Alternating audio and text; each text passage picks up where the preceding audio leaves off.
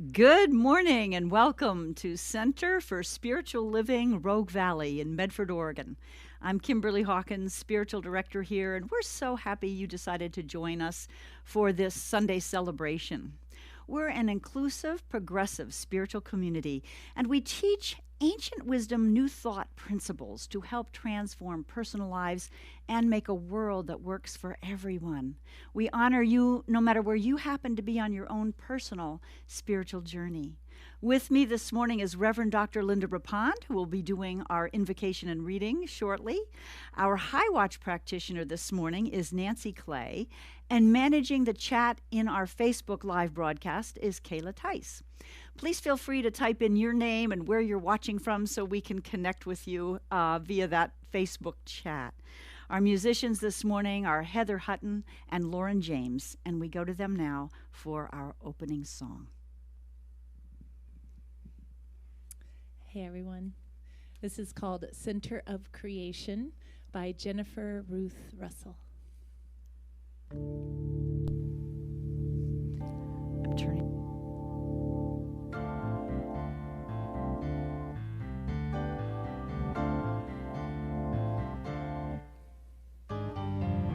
I am a center of creation.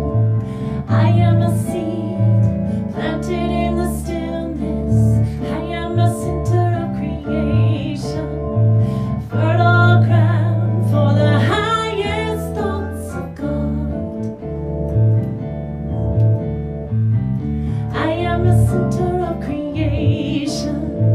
I am a tree rooted in fullness. I am a center of creation, fertile ground for the highest thoughts of God.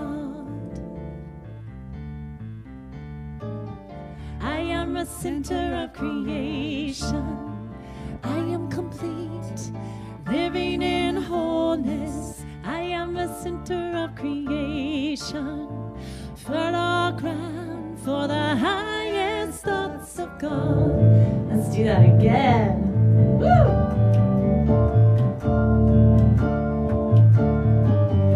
I am a center of creation.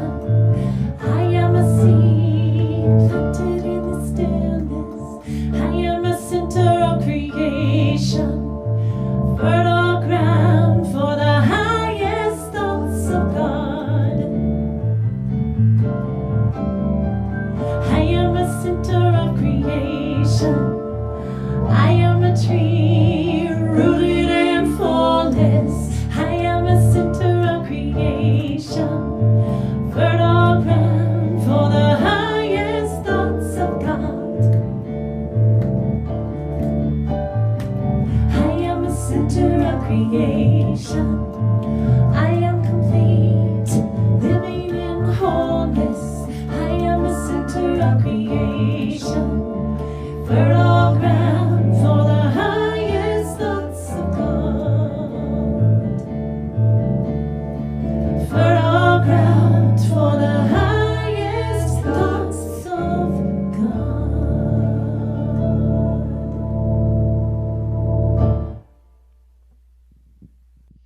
Thank you. The highest thoughts of God. Let's just open with a word of prayer. So just turning within and taking a deep breath, we recognize that the presence of God is already here, everywhere, in, around, through, and as each of us. That infinite presence is already and always right here, closer than our hands and feet. Oh, and so we just allow ourselves to be steeped in that wholeness, that love, that light, that peace that is God itself. Whew. And recognize that we are made of that same God stuff. It is who and what we are. And so it is from that consciousness that I speak my word for this day, knowing that each of us receive that for which our soul is asking, whether we're aware of what that is or not. And that as this service unfolds, it touches, nurtures, and serves each of us perfectly. So I bless the musicians. I bless Reverend Kimberly as she speaks. I bless every person tuning in to hear this message and knowing that we are in divine order and it is unfolding with great ease, perfectly, joyfully. And so we simply relax into that presence and allow it to unfold as it is. Thank you, God, for this magnificent time together. Thank you, God. And so it is. Amen. I want to do a reading for you this morning as well by the fabulous Dr. Brene Brown that I find myself quoting more and more often these days. Every book that she writes seems to be a little better than the one before. But this is her leadership manifesto from the Daring Greatly book. And she defines a leader as anyone who holds themselves accountable for finding potential in people and processes. So even though this sounds a little like work, it's actually about our whole lives. So let me read it to you. We want to show up. We want to learn, and we want to inspire. We are hardwired for connection, curiosity, and engagement. We crave purpose, and we have a deep desire to create and contribute. We want to take risks, embrace our vulnerabilities, and be courageous. When learning and working are dehumanized, when you no longer see us and no longer encourage our daring, or when you only see what we produce or how we perform, we disengage. We turn away from the very things that the world needs from us, our talents, our ideas, our passion. What we ask is that you engage with us, show up beside us, and learn from us. Feedback is a function of respect. When you don't have honest conversations with us about our strengths and our opportunities for growth, we question our contributions and your commitment. Above all else, we ask that you show up. Let yourself be seen and be courageous. Dare greatly with us. Thank you. Amen. Blessed be. So this song I wrote several years ago. It's called Rise and Fall. And I'll just speak the beginning words. We sing the song and hear the soul's direction. Each voice belongs to the changing melodies. It need not be long, for the moment can contain eternity. Listen to the tune and become the rise and fall. We've got this lovely drum from Pakistan joining us on this song.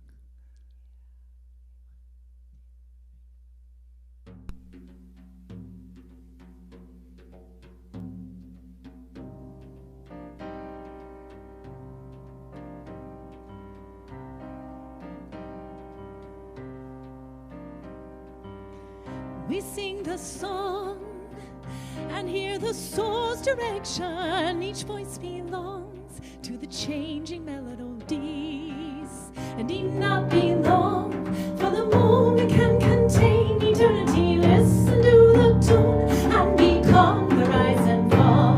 La la la la la la la la. Hey! La la la la la la la la la la la la la la la. La la la la la la la la la. We move along and sway in pure relation. Each step belongs to the changing rhythm and beat. And need not be wrong, for the dance is ever turning, bending. Listen to the tune and become the rise and fall. La la la la la la la la. Hey! La la la la la la la la la la la la la la. La la la la la la la.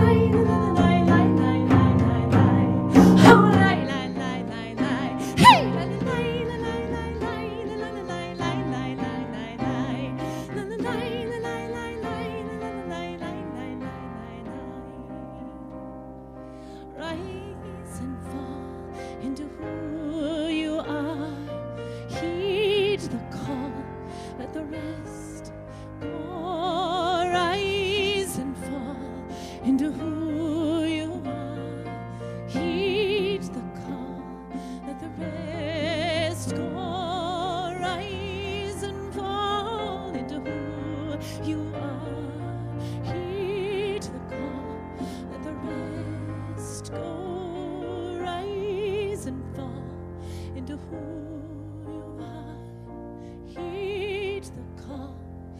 the raised go and me come the rise and fall. Hey!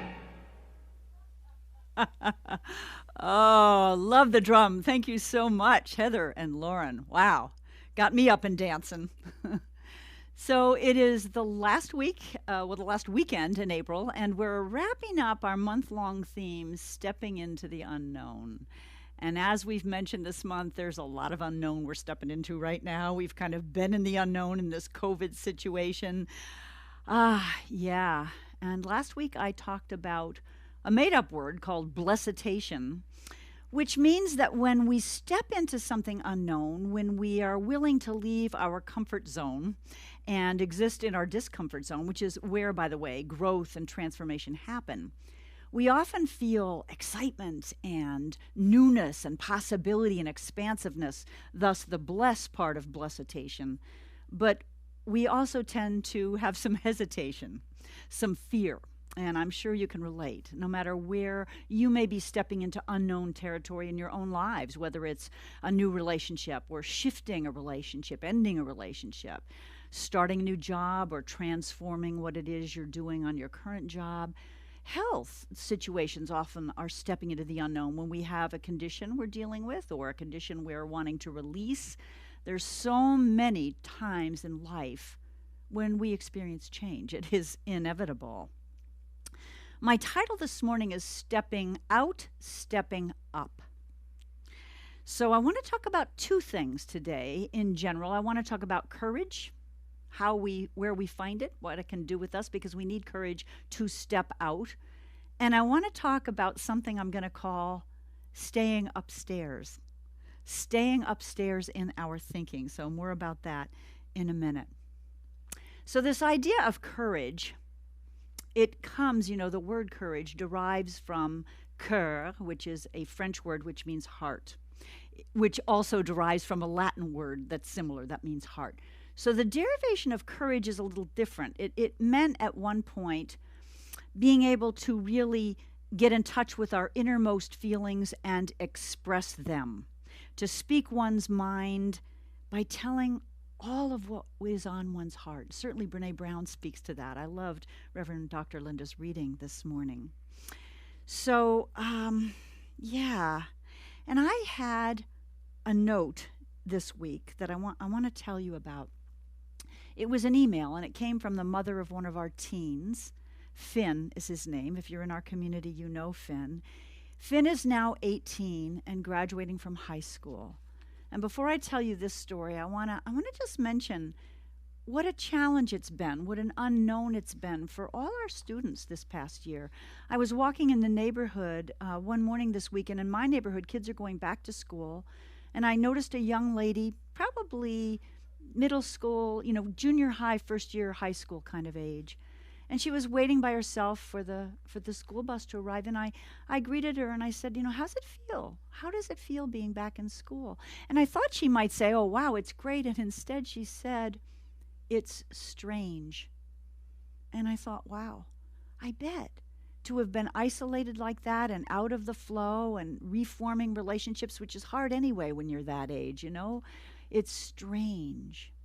So this email that came from, and I have the family's permission to share this, it came from Peg Alec, who's Finn's mom. And she wrote to friends and family, and she said, Finn's now 18, can hardly believe it, but he's graduating from high school.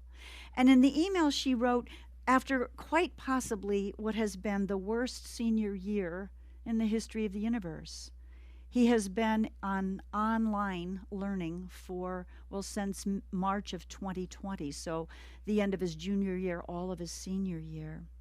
And so she said, we're supporting him as best we can so that he can finish strong and graduate. So she said what she's doing is compiling a book of advice and wisdom. And so she's inviting us, those who receive this email, to think about our own selves at 18 when we were just graduating from high school and what advice or wisdom we would offer our 18-year-old selves. And she got the idea to compile a book with all these things. And she said, it can be serious, humorous, short, long, whatever's on your heart. I know he'll love it. And she's going to put it together in a book and give it to Finn for his graduation gift. So this set me thinking, what would first of all, my 18-year-old self, I had so much to learn. I don't know. At first, I didn't know what I'd quite say. And I was taking a walk one morning with a friend, and I asked her, what she would offer. And if I remember right, she said, I would say, life is going to bring you good times and bad times. Embrace them all and know that things change. And I thought, that's a really important message for young people, because it can be so overwhelming when things aren't going, when we feel strange, when our peer groups are not working, when we feel like there's something wrong with us or we're not lovable, all of that stuff. Depression can set in, and suicidal thoughts and all. And so that idea that there's going to be good and bad, embrace it all, but it will change, sounded really important to me. And I thought a little bit more about what I would offer. And what I came up with was, to remember to spend time regularly in quiet, to take some quiet time. And I wrote, whether it's in meditation or walking in nature, journaling, whatever works for you, because that way you'll be able to hear the urgings of your own heart. So listen to that and follow that, regardless of what other people may be telling you to do or not to do, that your answers are always within. And that's something we teach in Science of Mind. Our answers are within, that still small voice is the voice of the divine within us. And I like that advice, not just for my 18-year-old self, but for my year-old self, It's still good advice, and it's still something I need to remember. So having the courage then to act on what's in our hearts, regardless of what other people think or say. Brené Brown, in her book, Braving the Wilderness, said, opting out of speaking out because we may get criticized is the definition of privilege. Let me read that again and talk a little bit more about that. Opting out of speaking out because we might get criticized is the definition of privilege. So she goes on to give the example of, I may never have had crosses burned in my yard. I may never have had to have the talk as people of color have to have with their children about, if you get stopped by the cops, here's what to do and not to do to make sure you don't get killed. Nonetheless, so if I don't have to do those things, that's a sign of white privilege. But opting out of speaking out is not what we're called to do. When we're really knowing our oneness, and we're knowing that we're all affected when anyone is affected, when anyone is treated as less than, when anyone is denied justice and equality and respect, we all suffer. So the other thing Brené Brown talks about is rehumanizing rather than dehumanizing. And I really liked this idea of honoring all of life, respecting all of life. She said, people are hard to hate close up. And I love that. People are hard to hate close up. So if we distance ourselves from people, if we demonize people because they have different views than we do, it's easy to hate them, and it's easy to make them less than. She said, when we use dehumanizing language, it says actually much more about us than the people that we're railing against. And it chips away at our soul. It chips away at our soul. So she used the example in the book. This is a way back when President Trump was still in office. And she said, if you're somebody on the liberal side of things and you don't like it when people call Hillary Clinton a bad word, I won't use the word, then you also ought to feel the same way if they call Kelly Conway that same word. You also ought to feel the same way if people are saying demeaning things about the president. Now, I'm not saying we can't have opinions politically and take stands for truth and justice. Of course we can. But there's a big difference between arguing, debating, having a discussion, disagreeing on principles, and demonizing, dehumanizing the person, which doesn't do any good. It's what has caused the divide in our country right now. So on Brené Brown's Facebook page, she said they allow debate, they allow arguments, they allow people to disagree with each other. But if somebody does name calling or puts people down, they pull that comment. So I don't know about you, but it's a good reminder for me because it's easy to get kind of in my egoic head about, you're wrong, you're bad. I ran into the same thing this week when the verdict came down in the Derek Chauvin case. And I, like so many of us, were so relieved that justice was served, in my opinion, in this case. I loved Ben Crump's comments. He's the civil rights attorney that represents George Floyd's family. He talked about this was a triumph for those who champion justice over injustice, who champion humanity over inhumanity, who champion morals over immorality. And yet, as we all know, it's a first step only. It's not a fix of the whole system. Marianne Williamson had a beautiful little video on her Facebook page after the verdict, and I loved her idea that this was hopeful, that this was a sign that our system can fix things if we're willing to stand up like those jurors did, if we're willing to speak out, if we're willing to live from what our hearts and our courage are telling us needs to be done. Yeah. And yet at the end of that little talk, Marianne did something extraordinary. Maybe not extraordinary for our teaching, but extraordinary. She said, God bless George Floyd. This verdict won't bring him back, but God bless George Floyd. God bless his family. God bless America. God bless the world. And at the very end, she said,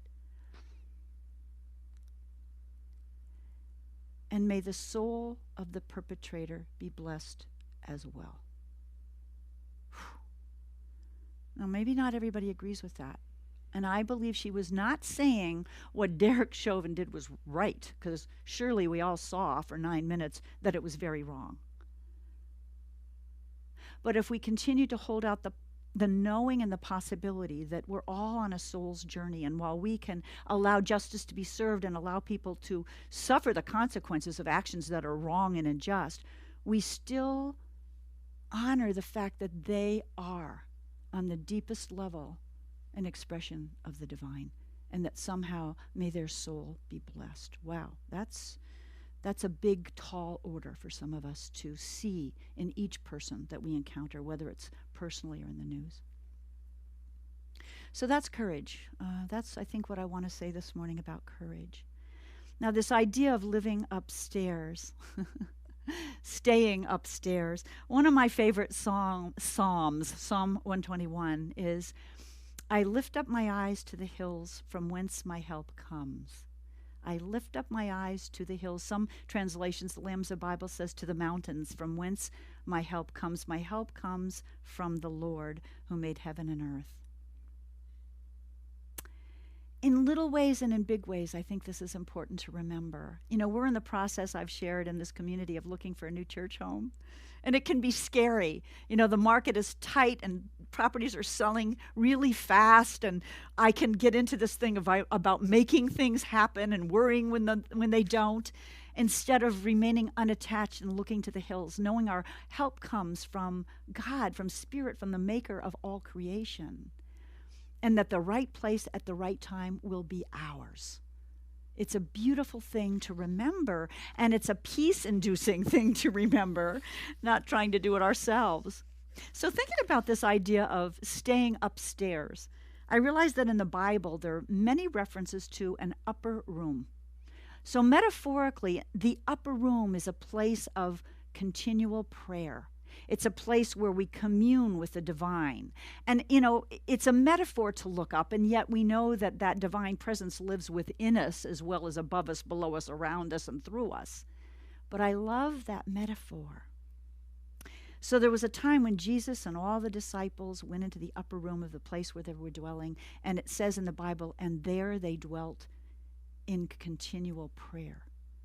After the crucifixion in the New Testament, Jesus, his brothers, his sisters, Mary, all the disciples went into the upper room. And at first it almost sounds like they were afraid because they were disciples and they might be crucified too. But they went into continual prayer for 10 days. And eventually the Holy Spirit descended. Jesus appeared.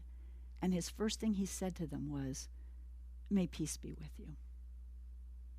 So that upper room is that place in consciousness where we know God is all there is, when we know there's divine order, when we know that all things work together for the good, when we know that it isn't I, but the Father within, the Mother within, God within, who doeth the work, if we allow that to happen. So this expression, stay upstairs, I took from one of my favorite books recently, written by Reverend Deborah Johnson, The Sacred Yes. And I want to read to you a little passage about what she says about this idea of the upper room or staying upstairs. She writes, there must be the deep understanding within you that this too shall pass. Again, that's that advice that my friend would have given Finn. This too shall pass. Conditions shift, right? I'm referring here to the practice of non-attachment. Again, non-attachment in this search for our new home, not getting attached to one thing and thinking that's our good, and if we don't get this, our good's not coming. Relate that to any aspect of your life, a job, a relationship, anything. Most of you, this is God speaking through and to Deborah Johnson, most of you will not step aside, lay your burdens down, long enough to experience my rest, and rest is capitalized. Even in your moments of so-called relaxation, you're still talking about and engaging with the things that are most burdensome. Isn't that true? I know I do that. When you understand that the things that are burdening you are neither part of your being nor intransigent, then you're able to know deep within your heart of hearts that there is a transcendent place in consciousness to which you can ascend. The things that burden you are neither a part of you, they're not the spiritual truth of you, nor are they intransigent, nor are they permanent. And there's a place in consciousness to which you can ascend. Stay upstairs in your thinking. Let things go much sooner. You don't have to get paralysis from your own analysis. Ever do that? And finally, you don't earn your stripes through worry. That's some great advice. Our founder of Science of Mind, Ernest Holmes, said this. He said, we must strike out for the heights, away from the mists and fogs of doubt, and see things through the eyes of spirit. The larger view, looking from the higher perspective. You know, a lot of times, first thing in the morning when I wake up, I get, sometimes I call them downloads, and then for a while I start to call them uploads because it isn't really down from anywhere, it's from within. But one morning this week, as I was letting this talk kind of work through me, I woke up with an image. It was like two photographs. There was on the left-hand side a photograph of an eagle, and then it was like a split frame in my head, and on the right was a photograph of an owl. And I thought, that's interesting. Where did that come from? And so I did a little research about eagles and owls. And of course, they're both birds. They both soar. They both fly above and get a larger perspective on things. But the eagle does two things. It soars high in the air, but it also has very skilled, useful talons. It's a very good hunter. So it's good at negotiating both the earth and the heavenly realms, which is what we're called to do. You know, we have to exist here on earth. We have to stand up and address things that need to be righted, and we also need to keep that consciousness up here. The eagle has very good eyesight and very good hearing, as does the owl. But the interesting part about the owl is that it sees really, really well at night. So to me, that was a metaphor for being able to see things that are hidden, and to be able to be willing to look at things that are maybe have been in the dark. And I think, for example, right now, this whole systemic racism that has existed in our culture for years and years, and for those of us who aren't people of color, maybe it was easy to let that stay hidden. And thank God right now, there's a tendency for all of us to be seeing into that darkness and taking a real look at that and what we all need to do to right the wrongs that have existed forever. So I just thought that was kind of interesting, little lessons from the eagle and the owl, to stay upstairs, to take that larger view. And I think part of that larger view, too, is to see conditions as not intransigent. Intransigent, it's a hard word to say. To see conditions as they can always shift. They are temporary, but we need to be a part of the solution. Next, I wanted to talk about another book that I've been reading lately that's called to me deeply. Sister Joan Chittister's book. Let's see. It was called "The Time Is Now: A Call to Uncommon Courage." And the part I wanted to share with you today is she has 4 suggestions of how we can do these 2 things I'm talking about. How can we step out with courage, and how can we step up into that higher plane of consciousness, that higher perspective? She says there are 4 elements to sustain us in this path.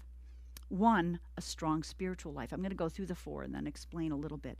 A strong spiritual life, good friends, distance from the issue, and laughter. So I offer these today as we all step into the unknown, as we all do this journey of stepping out with courage and stepping up. Our spiritual practice, a strong spiritual practice, is so important.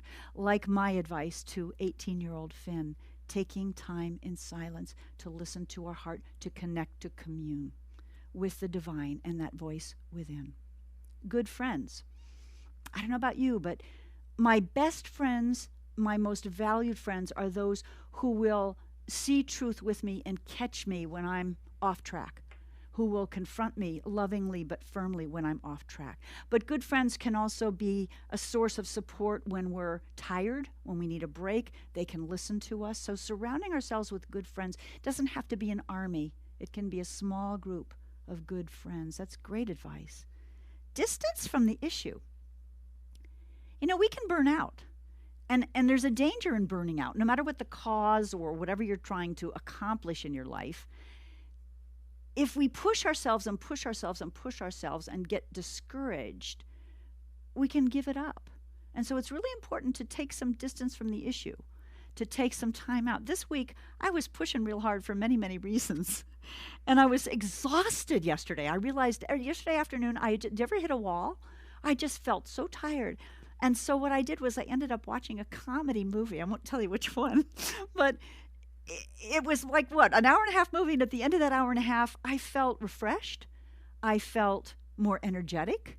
I felt like looking over my talk one more time, which I didn't have any energy to do when I sat down. So taking some distance from the issue is always a good thing, getting a fresh perspective. And the last thing is laughter. Oh, my goodness. You know, you hear the expression gallows humor, but it is often a good thing to have a sense of humor about any issue or anything you're dealing with.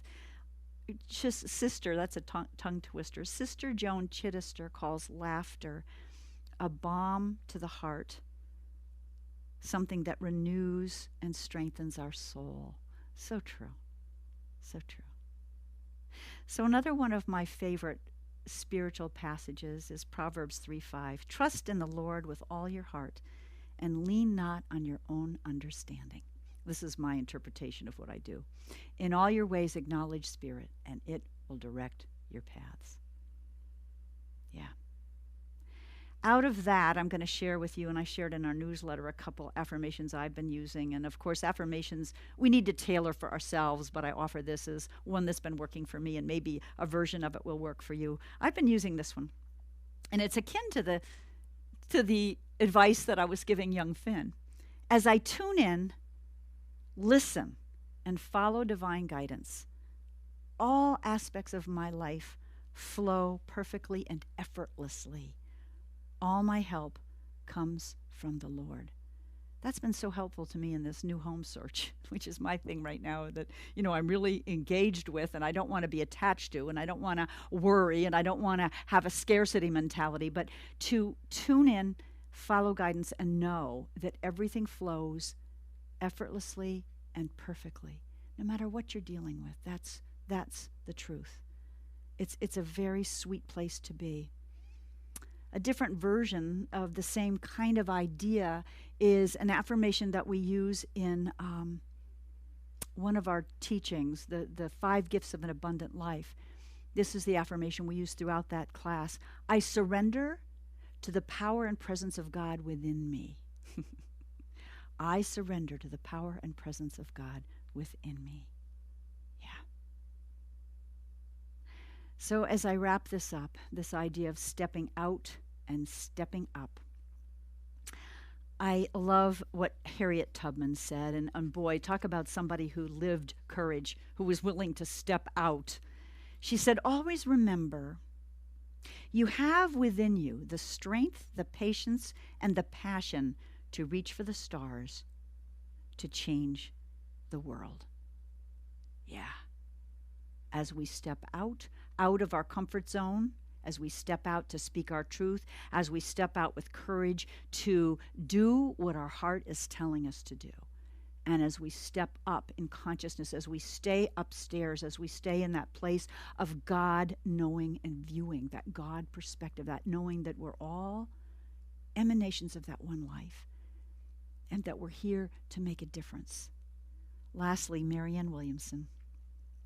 She gives this advice. Ask yourself, if I was living my life fully, what would I be doing? Then do it. Each of us has a unique part to play in the healing of the world. Now is the time. If not you, who? Let's go into prayer.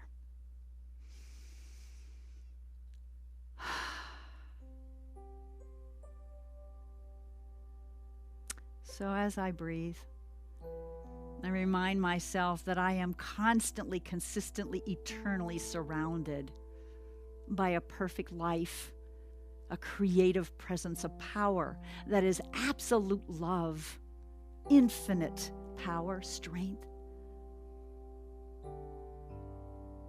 It's that source that created everything we see. It's that source of my own life and the life of everyone listening this morning. And its qualities are freedom, harmony, order, oneness, truth, so much more. And it is that which is changeless, even though it's ever evolving and expressing in different ways through each of us uniquely and powerfully. It is changeless. It is that which is eternal.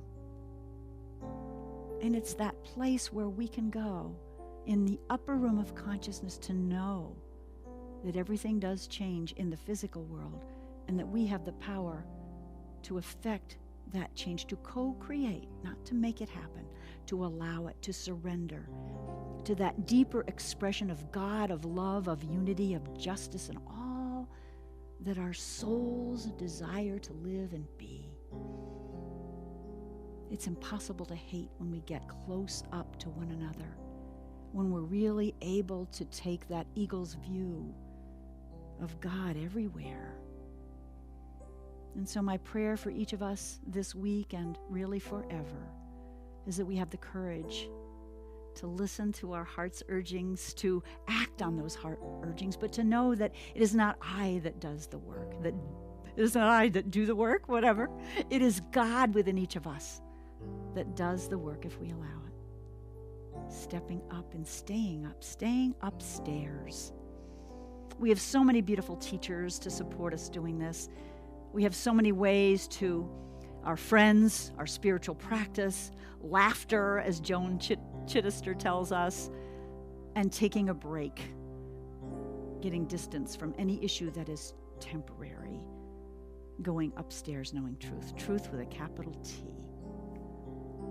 And so I know we're on the path, if we continue to step out and step up, of creating not only a life that works for each of us, but a world that works for each of us.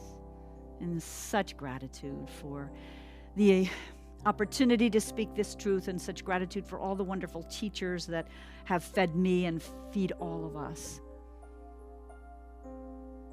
And gratitude to know that it's all God, it's all good, and that we are all blessed as well as blessings if we allow ourselves to be the vessel of that divine love. I release this word, knowing it's heard and answered before I even spoke it, and we let it go, we let it be, we say together, and so it is. We go now once again to Heather and Lauren.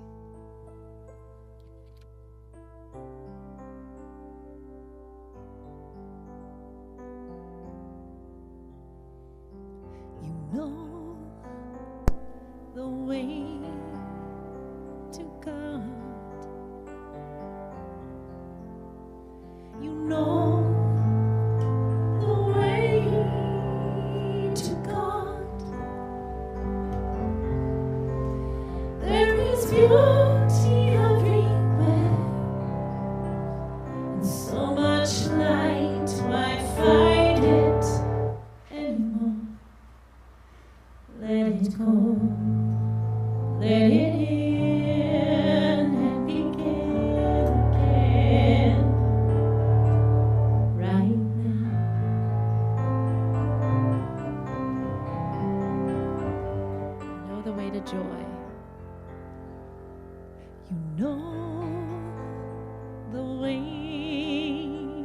joy and laughter. You know the way to beauty everywhere. And so much light, why fight it anymore? Let it go, let it to love.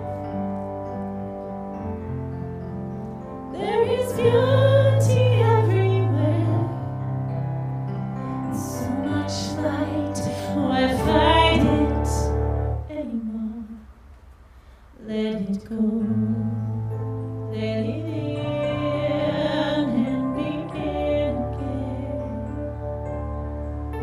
Let it go, let it in and begin again. Let it go, let it in and begin again. When? Right now.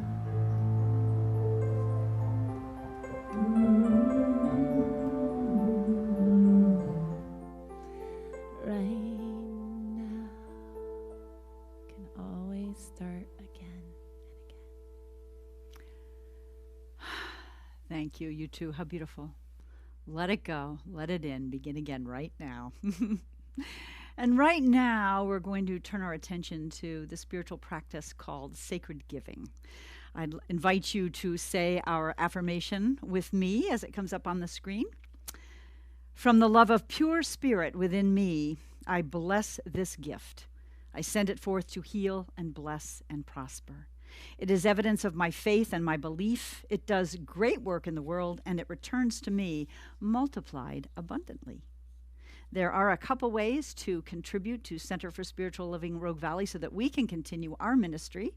You can donate on our website, cslroguevalley.org, by hitting the donate button. You can also set up a recurring payment there if that makes sense to you for your convenience. You can mail a check to CSLRV, P.O. Box 1458, Medford, Oregon 97501.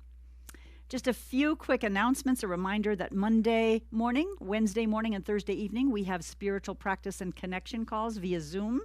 If you're not receiving our weekly e-newsletter, which comes out every Wednesday, you can sign up to receive it under email on our Facebook page, or just email us at cslroguevalley@gmail.com. We'd be glad to add you to the list. Our practitioners and ministers, our prayer team, are always available for prayer. To request prayer, there's a button again on our website. Please feel free to ask for prayer. It's always, always a good thing to do. And I think that's it. I'll have one more announcement as we close up about next week. We've got something really, really special coming for you next week. But first, let's go back to Lauren and Heather for our closing song. So thank you, Karen Drucker, for this song. It's I Send My Love.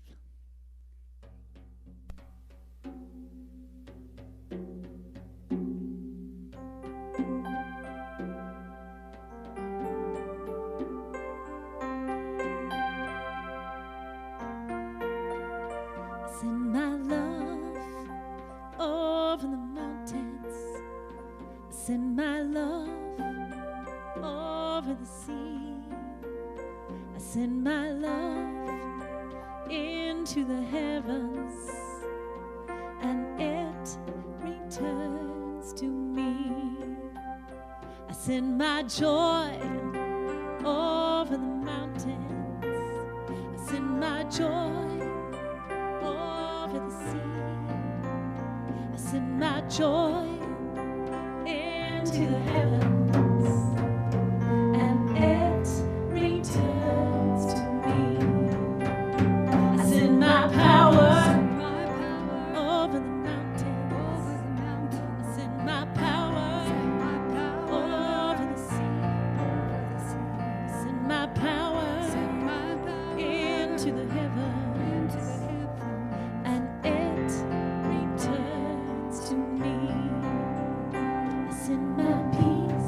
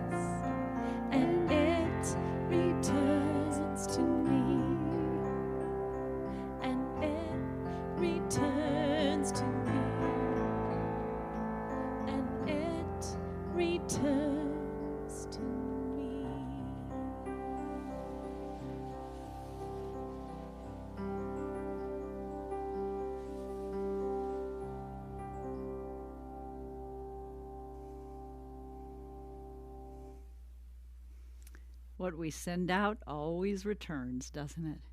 As we wrap up this morning, I'd be remiss if I didn't mention this very tiny but powerful crew that made this production, as always, possible. So Jason Rummel did an awesome job as our producer director this morning. Vivian Lacey was on slides, Ben Rummel on camera, and our sound engineer, Tom Frederick. Thank you so much to all of you. Next Sunday, our beloved ministerial student, Laura Stewart, will be doing the talk, her first Sunday talk. Her topic is affirmative prayer as a way of life. And so I'm going to pose this question to you as we anticipate next week's powerful talk from Corrie ten Boom. This question: is prayer your steering wheel or your spare tire? Think about that one. Love you all. See you next week. Blessings. Namaste.